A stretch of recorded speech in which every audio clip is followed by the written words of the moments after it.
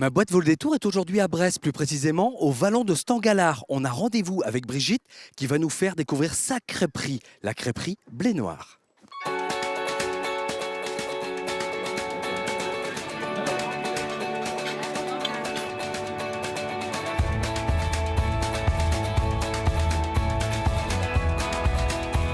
Brigitte, l'histoire de Blé Noir, c'est quoi? Ça a démarré comment cette belle aventure?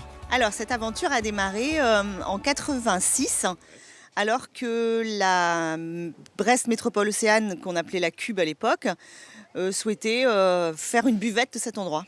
Et moi, je me suis dit, ben non, c'est mieux une crêperie qu'une buvette. Et voilà, les choses sont mises en place. Et un an plus tard, c'était ouvert. Et aujourd'hui, bien évidemment, c'est toujours ouvert. On est dans une petite vallée fort sympathique que plein de gens connaissent, que plein de gens, je pense, ont encore à découvrir. Qu'est-ce qu'on peut dire? Qu'est-ce que vous pouvez dire de ce lieu? Eh ben, c'est une vallée, c'est surtout le vallon du Stangalard qui abrite le premier conservatoire botanique d'Europe où on sauve les espèces menacées de la planète. C'est quand même fantastique d'habiter à côté de cet endroit.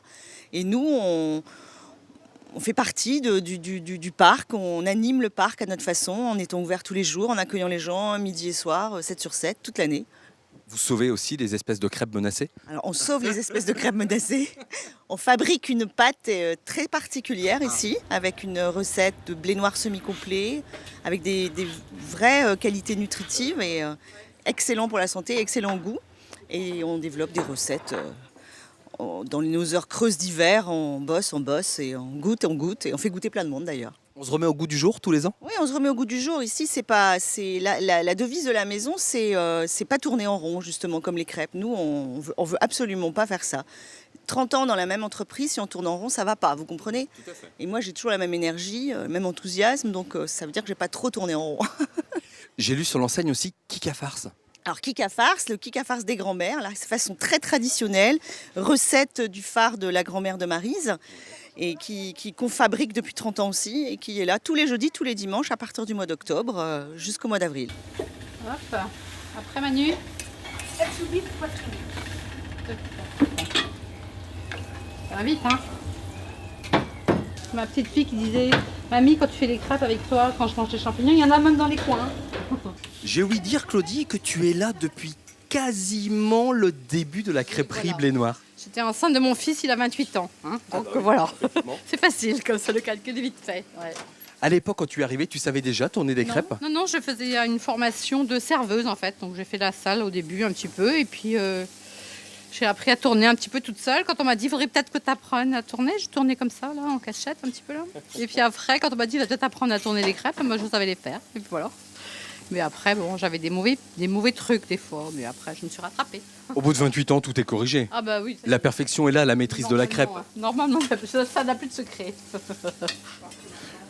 Claudie, qu'est-ce que je viens d'entendre? Crase. Crase. Ça fait un moment que j'avais pas entendu ce mot-là en breton. Ça veut dire c'est bien cuit, c'est ça? Avec crachinette, Ouais. croustillante. Croustillante. Voilà, donc il faut mettre beaucoup de beurre. Pourquoi Et on la laisse il y a cuire. possibilité de commander les crêpes de différentes cuissons sur la Blé Noire? Voilà, surtout sur la beurre, parce que quand même, c'est le produit on le mange pur, sans ajout. Donc, même pour d'autres crêpes, certains demandent, mais surtout la beurre Blé Noir, je trouve que c'est important, parce que ça n'a rien à voir une crêpe moelleuse d'une crêpe crase. Quoi. Donc, Vous répondez, j'ai l'impression, beaucoup à la demande des clients. Ah bah oui, Vous vous carrément. adaptez. Bah oui, oui. C'est important ça. Hein. Bah oui, parce que là, on a quand même nos habitués, et s'ils ne sont pas contents, après... Bon, Julie, je viens t'embêter quelques minutes parce que j'ai une question très importante. Quand on mange une crêpe ou des crêpes, on boit quoi avec généralement? Du cidre, bien sûr. Forcément. On a vu des gens qui buvaient du jus de pomme aussi, parce qu'on alcool ou sans alcool, bien évidemment. Exactement, du Mais- très bon pétillant de jus de pomme également, artisanal. Mais bon, tu confirmes, hein, c'est toujours crêpes et cidre. Ça fait très très bon ménage. Voilà, pomme. Mais le cidre avec modération quand même.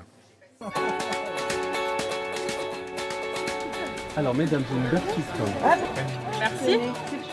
Caramel beurre salé pomme. C'est votre première fois la crêperie Blé Noir ou pas? Ah non. Non, pas la première. Une habituée. Oui. Et vous y revenez pourquoi? Pour le cadre. Ouais. Et parce que c'est bon. Excusez-moi de vous déranger pendant que vous êtes en train de manger. Je voulais savoir, elles sont comment les crêpes? Très bonne. C'est une crêperie que vous connaissez ou pas? Oui, moi je viens personnellement souvent dans cette crêperie et j'aime beaucoup. Je trouve que c'est de qualité et puis Pour pas forcément très cher, enfin, ça va, c'est correct.